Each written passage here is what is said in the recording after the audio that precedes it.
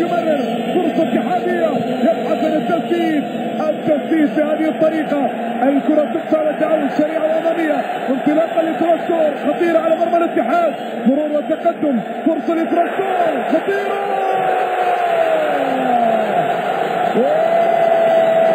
تراكتور يسجل الهدف الأول بعد اندفاع اتحادي كبير في الدقائق الماضية. يسجل كريم أنصاري لمصلحة تراكتور شافي بعد المرور من أكثر من لاعب، يسجل ويفتتح التسجيل لمصلحة تراكتور. 1-0 الاتحاد كان قريب، كان من الممكن أن يسجل، لكن مثل الكرة اللي أخطأ فيها لاعب الاتحاد كانت مرتدة سريعة استغلها أنصاري، مر بشكل ممتاز جدا وتسدد مباشرة على المرمى.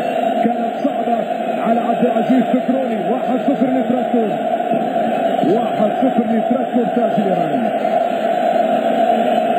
لكن لا زال هناك 8 دقائق متبقية. كرة كانت صعبة على عبد العزيز فكروني، صعبة على فكروني. 1-0 للفريق الإيراني.